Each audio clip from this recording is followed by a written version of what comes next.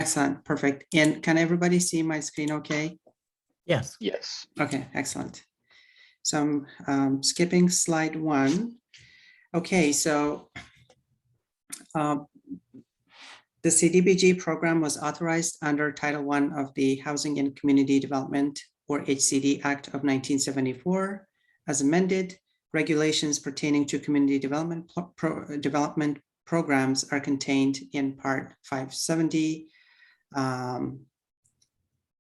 of the Title 24.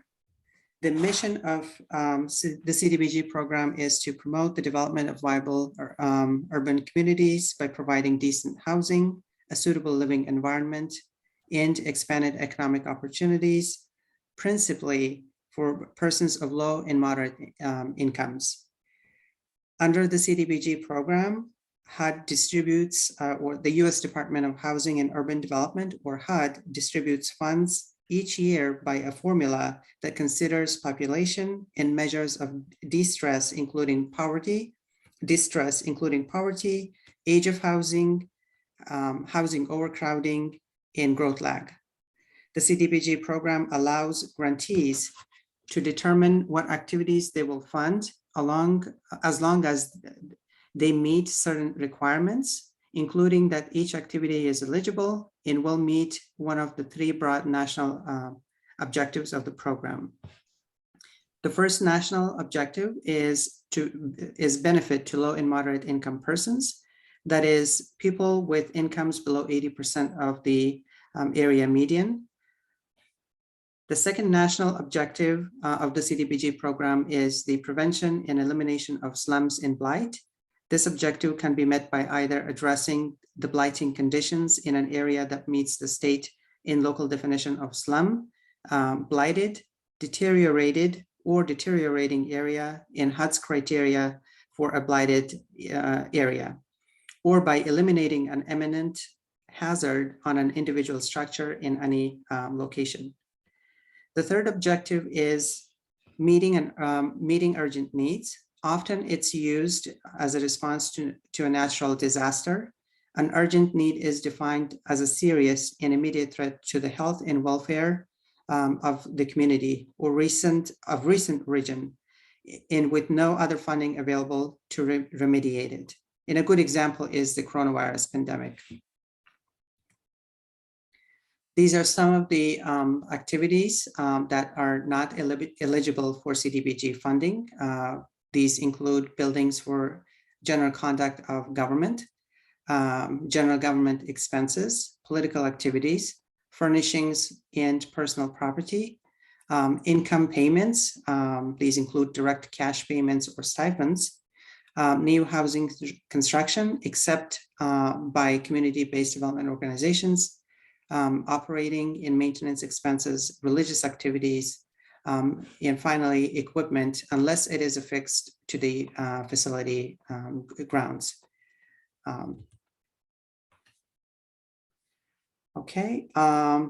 So the City of Seaside has participated in the CDBG program since its inception in 1974. As a participant in the CDBG program, the city is required to prepare and adopt the following documents. A consolidated plan to assess the city's affordable housing and development needs, and to develop data-driven funding strategies and program goals. A consolidated plan must be adopted every 5 years. Our current con plan was adopted in 2020, amended in 2021, and is good through 2024. 2, annual action plans. The consolidated plan or the 5-year plan is carried out through annual action plans, which provide a summary of the specific activities and resources that will be used each year to address the needs and goals identified in the consolidated plan. An annual action plan must be submitted to the U.S. Department of Housing and Urban Development on or before May 15th each year. Number 3, consolidated annual performance and evaluation report.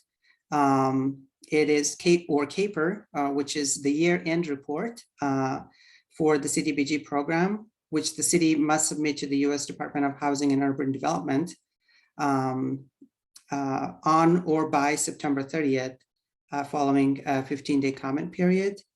The city reports accomplishments and progress towards meeting the goals in this report. And number 4, analysis of impediments to fair housing, or usually referred to as AI. It is part of the consolidated plan,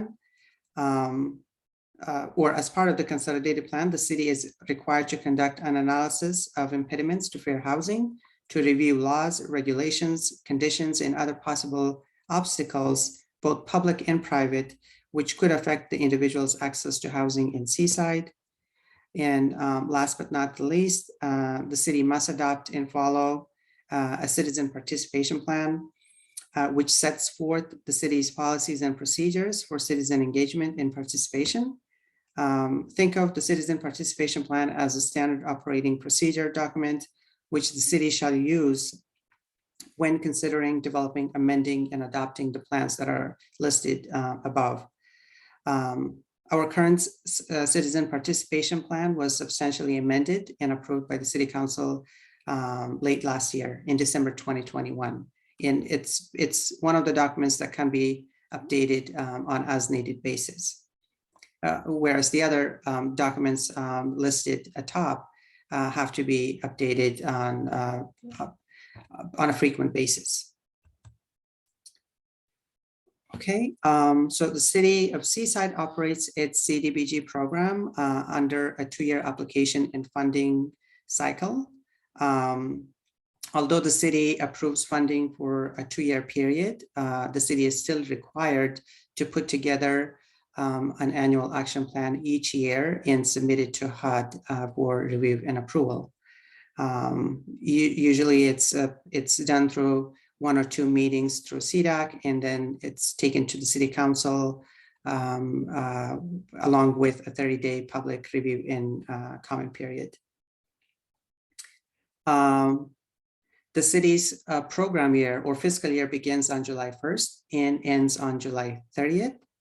The city solicits applications through a formal process called Notice of Funding Availability. It's usually a comprehensive document that the city makes available for potential applicants to read through, understand requirements, and then respond to the city's request. So in addition to meeting the national objectives, all proposed activities that are funded by CDBG funds must also meet consolidated plan goals. So the consolidated plan is a document that the city puts together and approves and adopts. It's the 5-year strategic plan. In our current consolidated plan, these are the goals that are listed. Access to community services, usually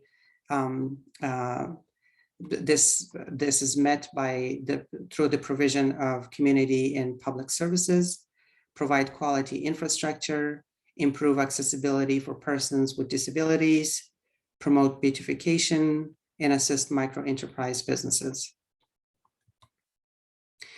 This is just a graphic of the funding cycle. As you can see, that the city operates under a 2-year funding cycle. This funding cycle, which is highlighted in orange color, represents the city's 3rd and 4th operating years of the 2020-2024 consolidated plan.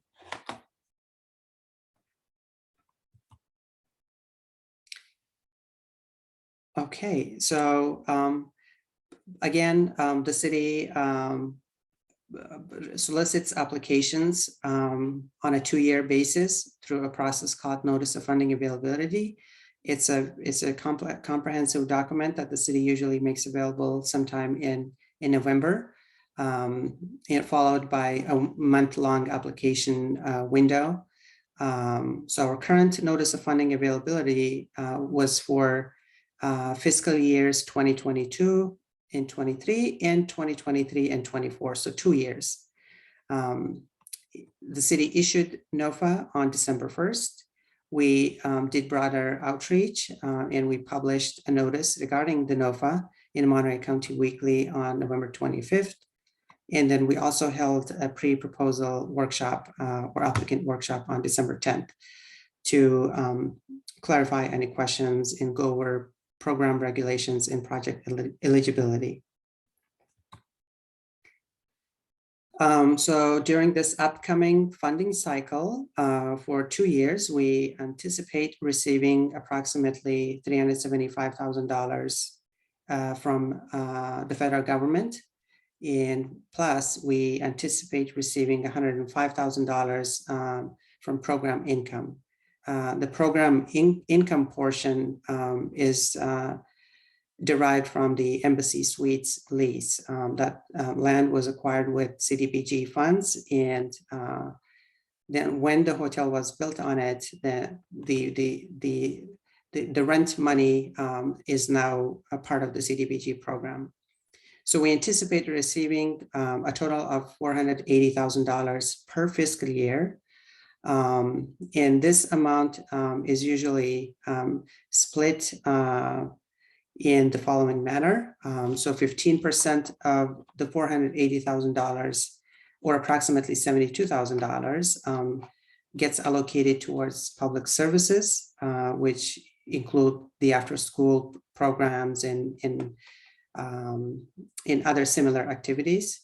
20% of, or $96,000 of the $480,000 will be allocated towards program planning and administration, which is usually CDBG staff overseeing the program and other operational costs in order to run the program.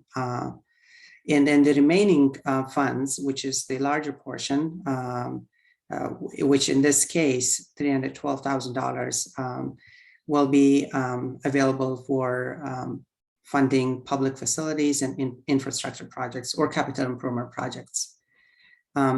So we estimate receiving $480,000 per year. And then HUD will announce the actual allocation sometime in March. That may give us a clear idea as to what these amounts will look like. And that could potentially change too within the next couple of months or prior to the city executing a contract with HUD.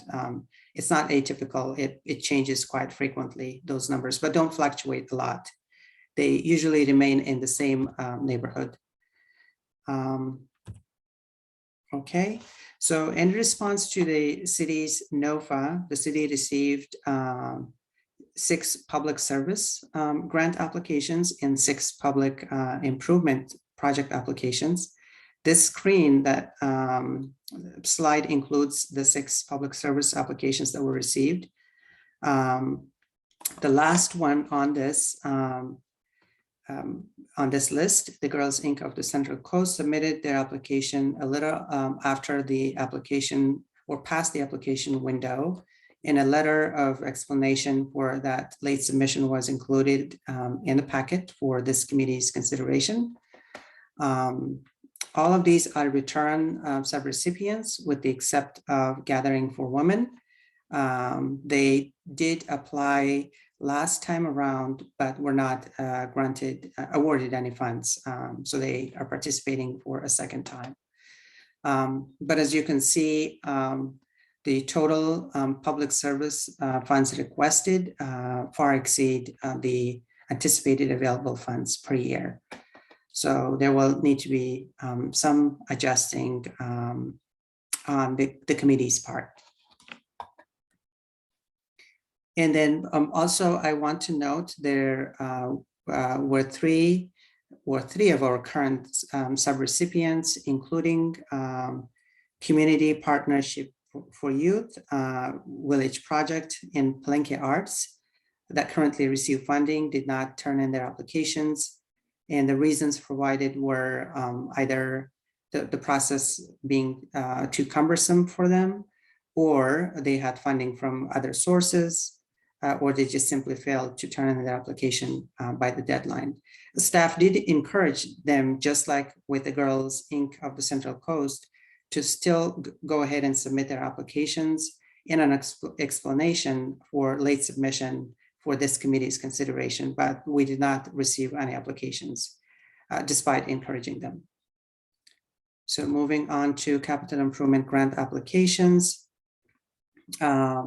Again, we anticipate receiving approximately $312,000 or having $300,000 available per year for capital improvement projects. These are the entities, the 6 entities that applied for funding, and their requests, of course, far exceed the amounts that we will have available, especially during year 1, because number 4 through number 6 are not requesting funding during the second year of the funding cycle, but just the first year. Okay, so the first step in reviewing applications per CDBG regulations is for staff to screen applications for CDBG eligibility. The things that we briefly touched on, the screening against national objectives, the screening against consolidated plan goals. Staff did that staff recommend considering all proposed projects for funding except the 2 that are listed on the screen. In the reasons, detailed reasons for each of these were included in your staff packet, but I'll just read a summary. So the first project, the Monterey Peninsula Unified School District, the community mural, they're requesting $58,000. Staff don't believe this project to be responsive to the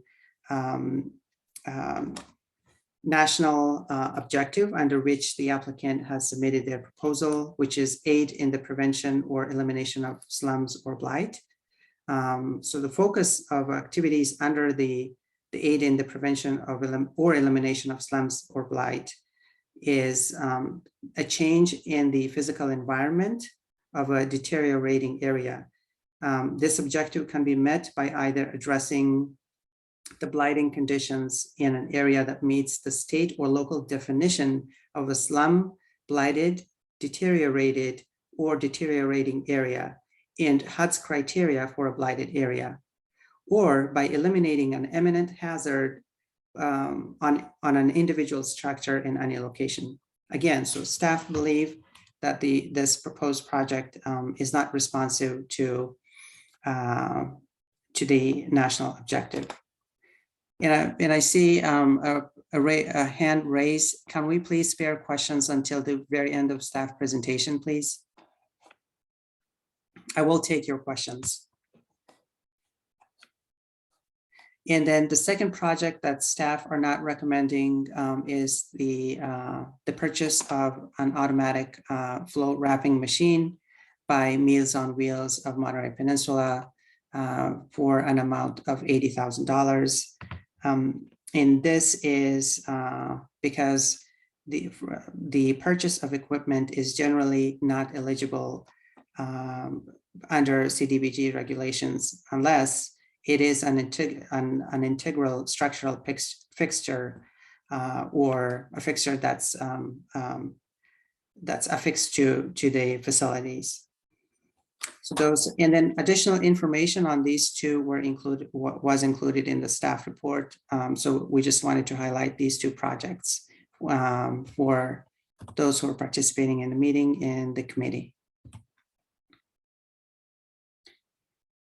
Okay. One of CDAC's functions is to openly and impartially evaluate applications for CDBG funds and provide funding recommendations to the City Council. Therefore, staff is requesting this committee to review and evaluate all recommended applications and hold another public hearing on February 24th, 2 weeks from now, to deliberate on funding allocations and then formulate a package that for staff to take to the city council for consideration. So one thing that's optional is it will be this committee's discretion to request agencies to make presentations prior to our next meeting on the 24th. Should the committee need additional clarification on the projects, or if they want to meet the applicants and learn about their projects. And then also within our timeline, we will need to have 2 city council meetings, one on March 17th. That will be the meeting where staff will take CDAC's recommendation in a draft form and have the council and request the council consider and approve. And then immediately following that meeting, staff will release the draft annual action plan for public review and comment for a period of 30 days. That is required by HUD.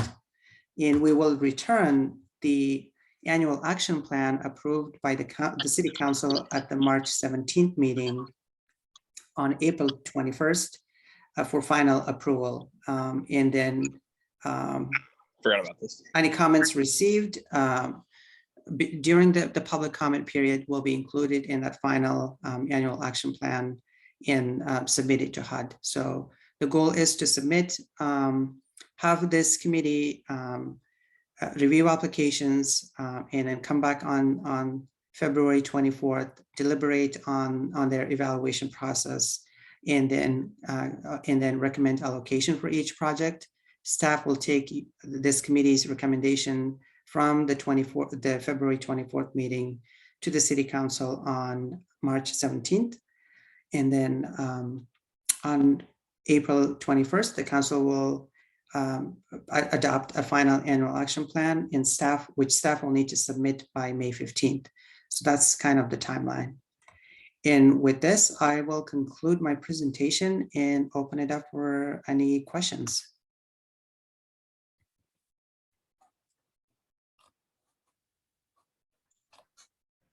So I have a question. As a committee member, do we get an opportunity to discuss as a committee the applications? Because we know that they exceed the budget, but I'm just kind of wondering, are we doing this in a public forum, or can we do those detailed discussions in closed session? Unfortunately, no. All deliberations will need to be in public, so staff will allow for a time between now and February 24th. The committee members will have access to an online portal, the city's grant portal, where you can access all of the applications, the submitted materials, and then score each application. And then we can also share resources as to prior years, and then deliberations from past rounds of meetings to assist you with understanding the process and the best way forward.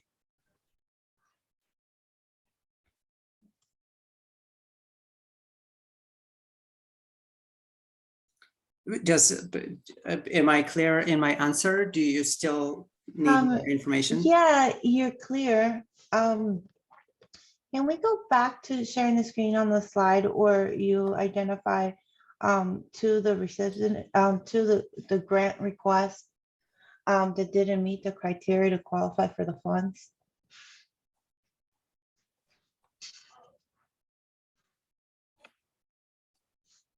So the Monterey Peninsula Unified School District Community Bureau, I understand that it doesn't meet the funds, but they took the time to apply for this.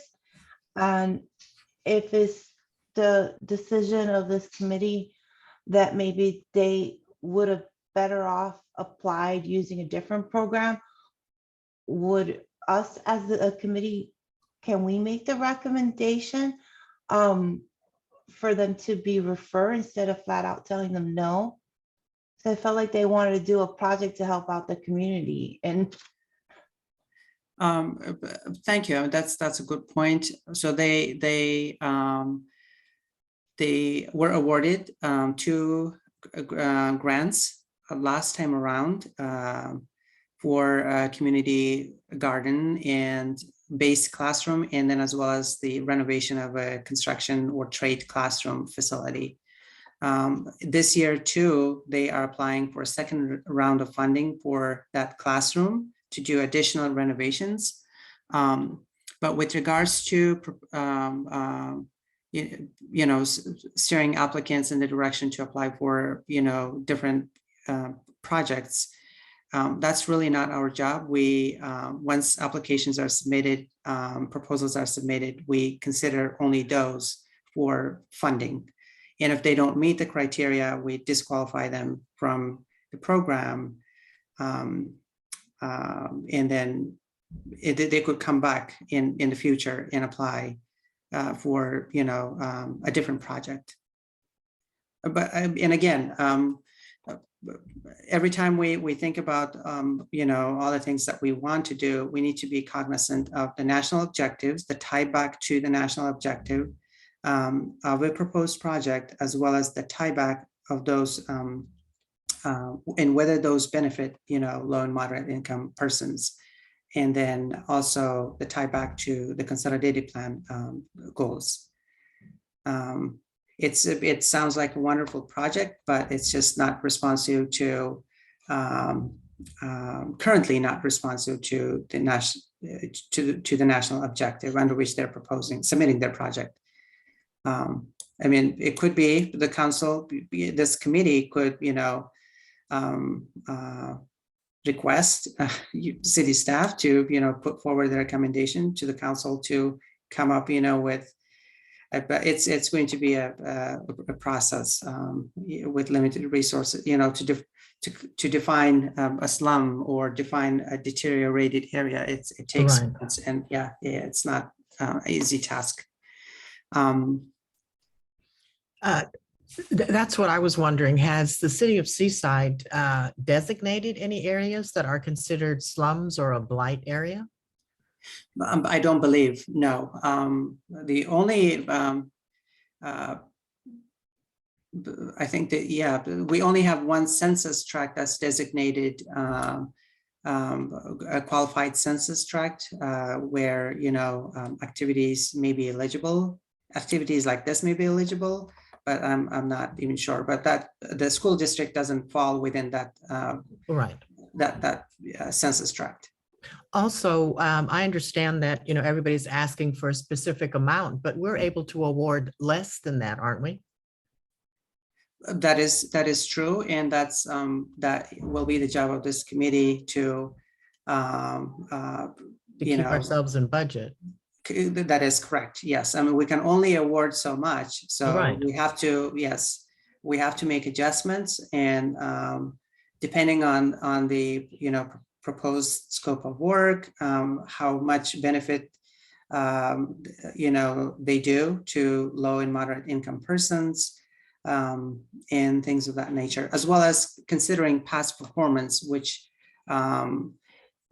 is included. All of those performance data is included for these return subrecipients in the CAPER document. So there will be a multitude of factors that the committee will need to take into account when we evaluate and then allocate funds for these projects. Okay, so are we able to take a look at the application itself? Can we meet with someone like you in the city?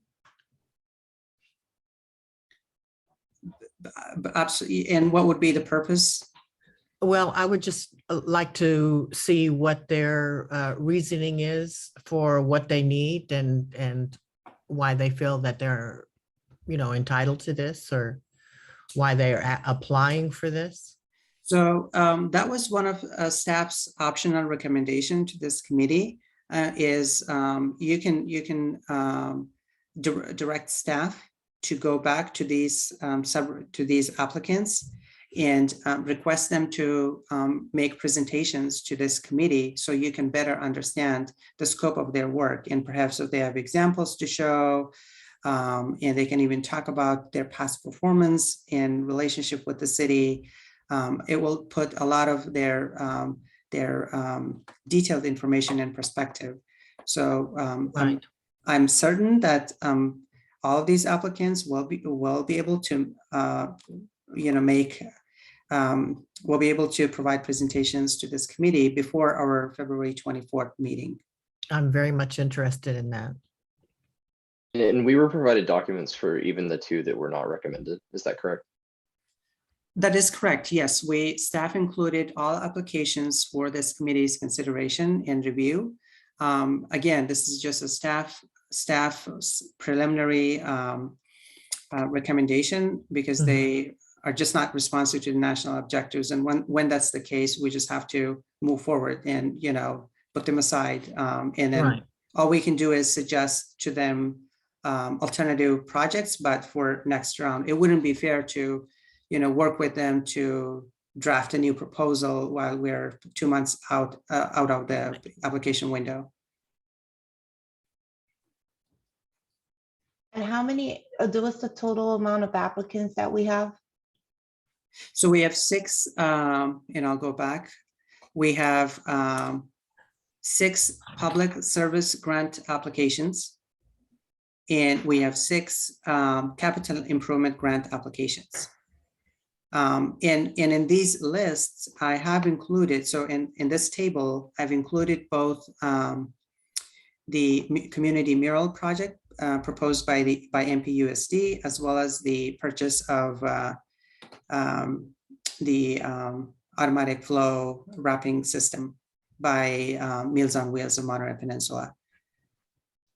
But even if we exclude them from the table, we will have less funding than what is being requested. And then also, while I'm on this table, I just would like to highlight that the public facilities and infrastructure bucket of funds, the city has the first right to it. So if the city determines that it is in the best interest to spend this money on a public facility or a park, especially when it's primarily benefiting low and moderate income persons, the city could designate all of the funds for projects carried out by the city. So, for example, we have the City of Seaside Engineering Department. If they had enough projects or eligible projects, this committee and the city council could decide to allocate all of the funds to projects that are carried out and owned by the city. It's just something out there, but historically the city has partnered with all these fantastic organizations, and they've done wonderful things in our community. So when did you say we would get the accurate number of the funds for the year? So in March, the U.S. Department of Housing and Urban Development will publish just an Excel file on their website, and staff can report on those numbers to this committee. We don't know the exact date. Usually it's like in the 3rd week of March where they publish the list.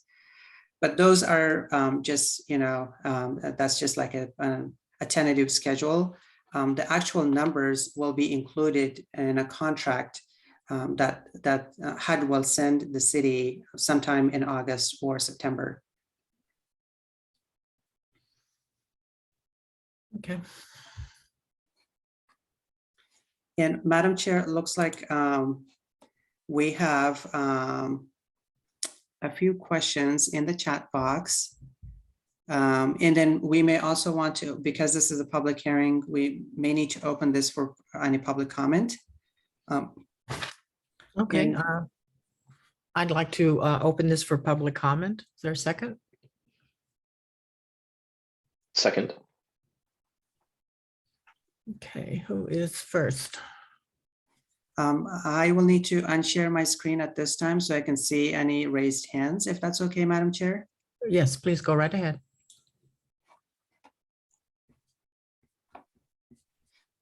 Okay, we do have one hand raised. Andrew, did you want to make any public comment? Yeah, I just wanted to share, this process is always difficult given the more requests than dollars. The only kind of comment I would just like to add is in the event that the city finds awarding funds to projects within the city's plans, just to really consider whether in future years having an internal process first before you go to a public NOFA, only because the nonprofit time to submit this application is intense, right? It's not a brief application, nor should it be.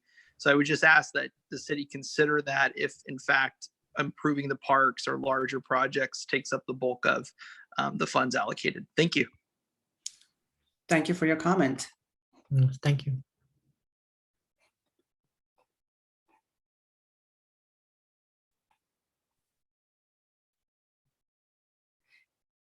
Kelly, I know you had a question. Would you mind just speaking and just asking your question so everybody can hear, please? If you still Certainly, have that question. Yes, well, maybe it was a clarification. Someone had asked to say, do we only get to consider the amount of money that the nonprofit is asking for? And what I was just asking just clarifies what I understand is that it's not an all or nothing. Right.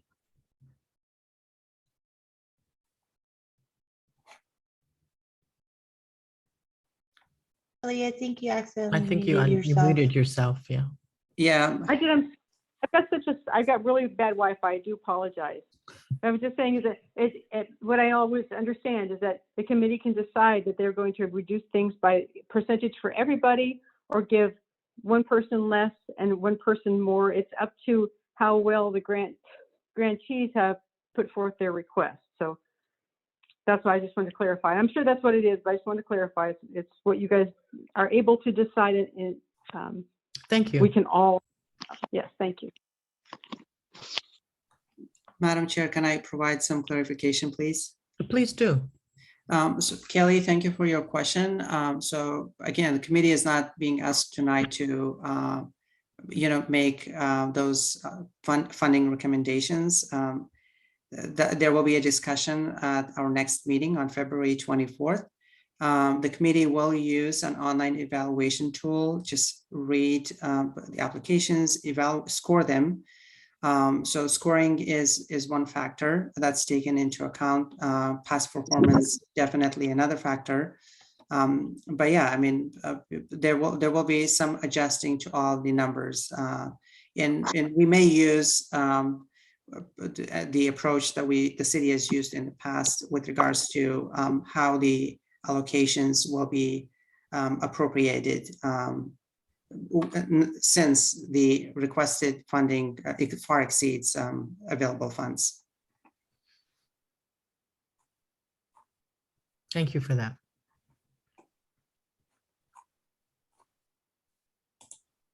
I see Miss Patty Fernandez has her hand raised. Okay. Hello, good evening, everyone. My name is Patty, and I just wanted to say thank you for the opportunity to at least be able to apply. I know that you guys are still reviewing the applications, and I know that we didn't submit the application on time due to me being out with COVID. So my daughter got it at school in December, and everybody in the family received it. And so I just wanted to say thank you, at least, thank you for the opportunity to at least, submit it. So really appreciate that. Thank you for that. Do you see anyone else? I don't see any other hands raised. And members who have already spoken, if you can please lower your hand. I'll try to do that manually on my end. Thank you. So I would like to make a request because I'm interested in in knowing if we could actually hear from each of the groups that applied. I believe it's 12 of them. And I'm wondering if it's appropriate to maybe get a 5-minute presentation from each group. And after they present, it gives us a chance to ask any questions if we may have that they could be able to clarify. Is that something that I have to make a motion to make that request, or? You can simply provide a direction to staff. We don't need to vote on that. Yeah, so, or we can, the committee can put together, like a list of, next steps or directions for staff, and then take one vote to approve those recommendations or directions to staff. I think that would be a good way to conclude the public hearing, to take a roll call vote. But yes, it's not unusual. A lot of cities do that, requesting applicants to make, presentations, and it only makes sense. Right. I would be interested in those presentations too. I think if it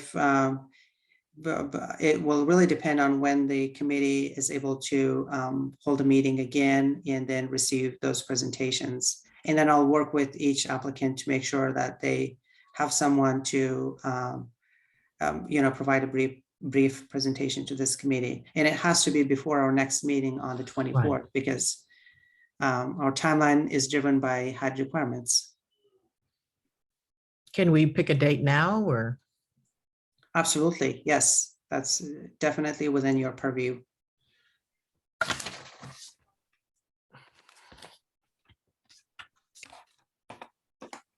So I'm thinking next week. What does everybody else feel?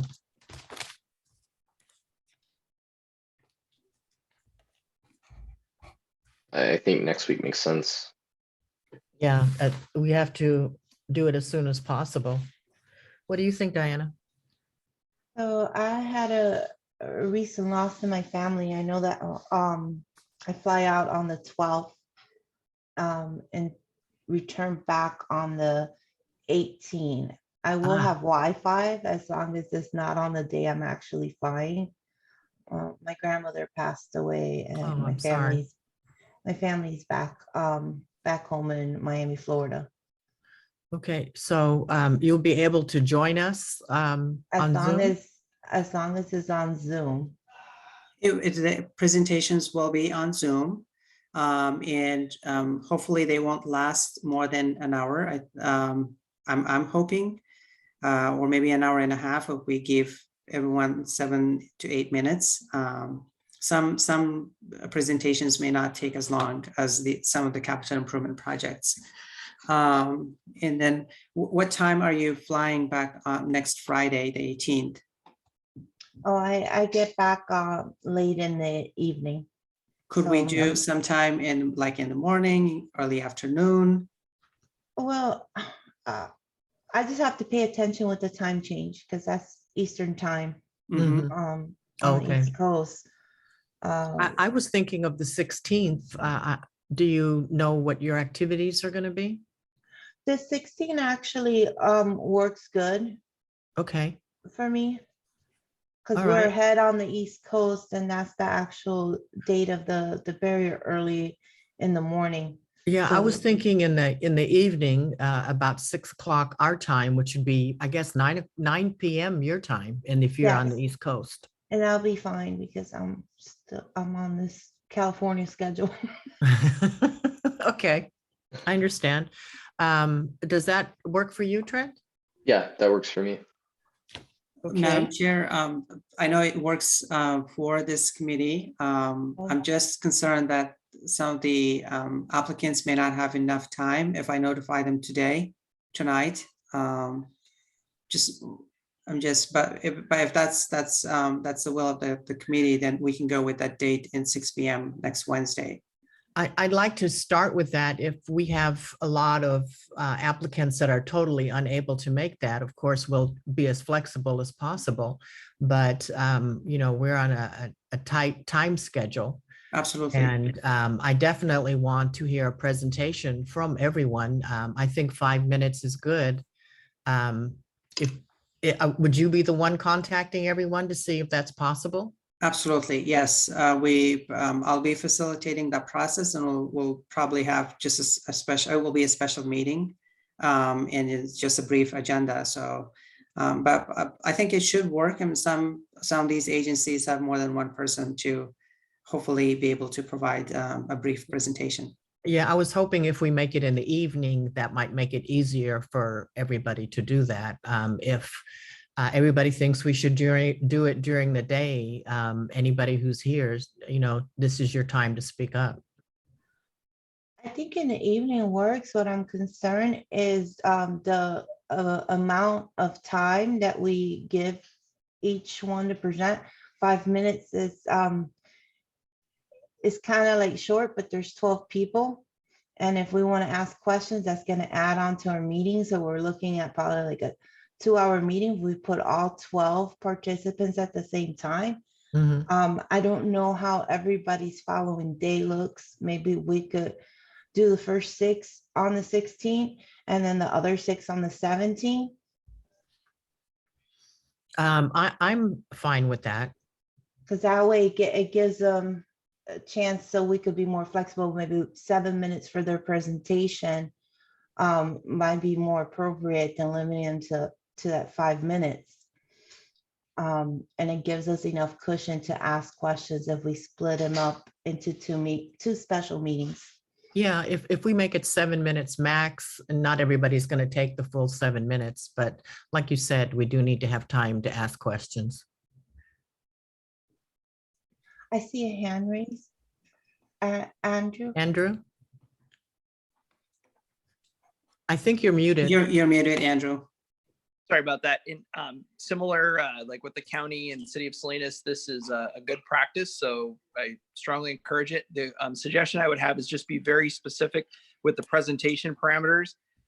Otherwise, you'll get a lot of background information on the organizations, and it can derail a little bit. As well as a participating organization, it's really helpful for us just to tailor those 5 minutes to exactly what you'd like to know about our project.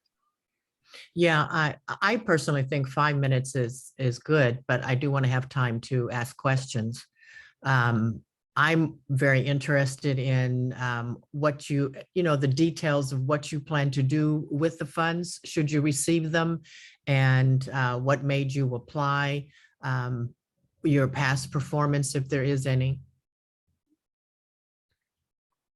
And I would actually like to know if any of the groups that applied, if they're able to be a little bit more conservative with what they originally proposed with.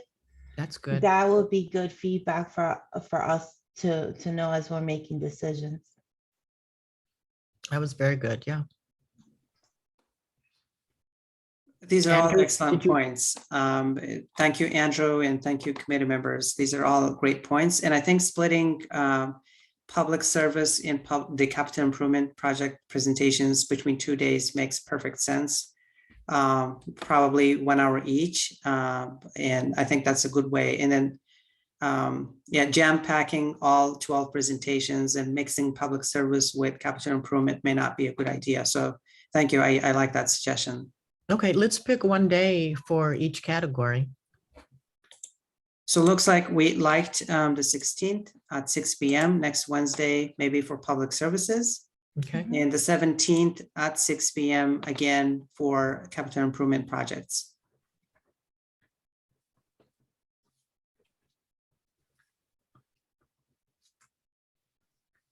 Okay, do we need to make a motion on that? So that's that. And then I believe that's the only direction that's the only direction staff needs from you at this point. We'll coordinate the dates and times, and as well as indicate the parameters of presentations to all of the applicants. And we'll be sending out just brief special agendas to make the process formal for 2 special meetings for next week.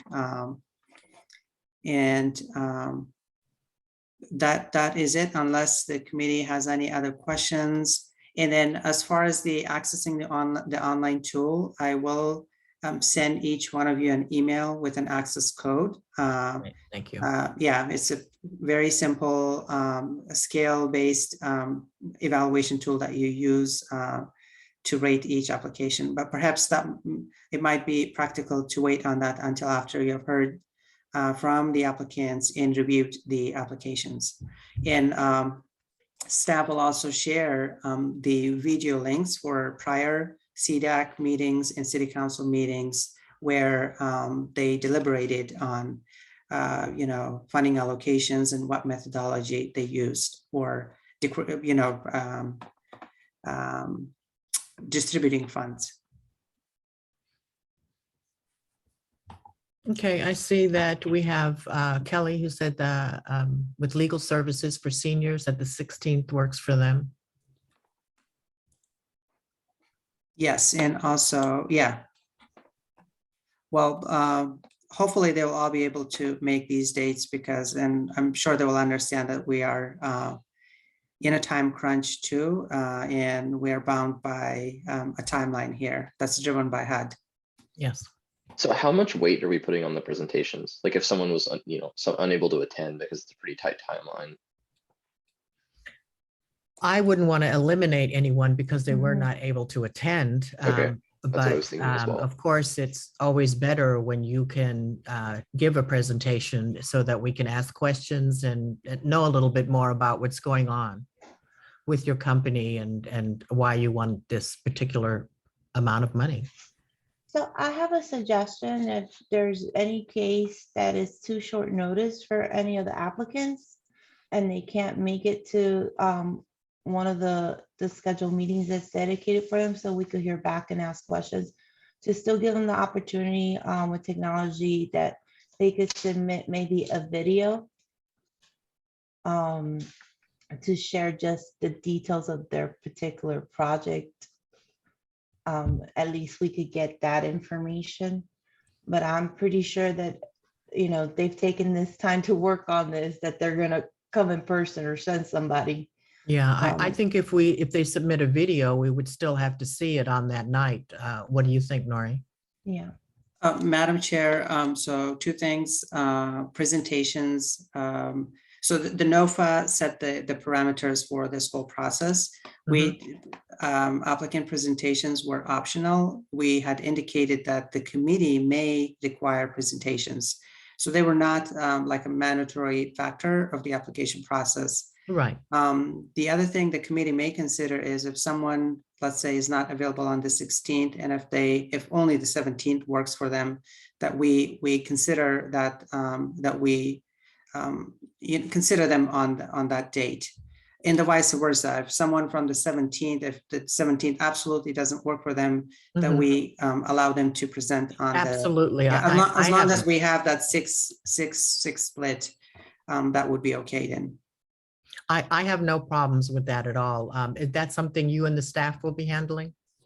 Absolutely, yes. And then again, we'll be pushing out an agenda with those who are presenting hopefully by early next week on both dates. And then I just asked the committee to please review the applications as soon as the agendas are published, to review the applications ahead of the agency presentations, because it will help inform the process much more. Because they have taken the time to provide a lot of details in their applications, Application, yeah. which were included in your agenda packet, by the way. Okay. So I have the direction, I think. So 6 applications on the 16th at 6 p.m. The capital improvement projects applications on the 17th at 6 p.m. And all I need is a roll call vote and a first and a second, and then we can move on to the next item unless the committee has any other questions or require any other clarifications. I'm good with where we're at. I move to go ahead and vote on this. Anybody want to move to? I'll second that. Can we have a roll call vote, please? Yes, I vote aye on that. Diana, Aye. Trent, Aye. Excellent. So motion passes unanimously. Thank you for that direction. Okay, so our next item, Madam Chair. do we have any reports from the committee members? At this point, I don't have a report. Do you, Diana or Trent? I don't. Trent, is that there anything works. you'd like to report? No, I don't have anything right now. Okay. I'd like to move on to 9 reports from staff. Just a couple of things, Madam Chair, in committee. I believe our commissions in committees in boards handbook is being revised and approved by the City Council. City Clerk Dominic Davis will be including the revised handbook in one of your packets, hopefully in the near future. Again, just reading material for your awareness and reference. And then also, we will at some point need to, it's really not a report, but I wanted to just bring this to your attention. We need to work on a CDAC work plan for this upcoming year, or maybe a 2-year plan, which the city has, CDAC has historically done, just to maintain a calendar so that the committee has awareness of when, certain business matters need to be handled. And perhaps maybe staff will present a draft and then seek the committee's help in fine tuning it. That's one thing. And then staff are also working on 2 other policy documents for the program. One is just a CDBG policies and procedures document that HUD requires each jurisdiction to have in place. It's just a detailed document that, customizes CDBG regulations for the city, as well as staff plan on working on a labor compliance manual for construction projects. So all construction projects are subject to labor compliance regulations, the Davis-Bacon Act. Or most construction projects. So we're hoping to bring those forward in the near future and request your help on fine tuning those documents and getting them on the way for approval by the City Council. I just wanted to ask, we were originally given a draft of the membership handbook. Is this different from what Dominique is working on, or is this the same? Correct. Yes, CDAC is a little different. It's not a charter commission or committee, meaning it's not codified in the municipal code. It's just a standalone committee that was established in the 70s, right along the inception of the CDBG program, and all along the criteria, like the roles and responsibilities of CDAC and the appointment process were part of the citizen participation plan. But what CDBG staff did last year was to take that out of the citizen participation plan because it was not intended to be there, and to put them in a standalone document that we can always refer to and modify. Because those adopted documents that I showed on one of the slides, like the annual action plan and the citizen participation plan, if we want to change them, we have to go through a HUD requisite process. Usually it requires public hearing.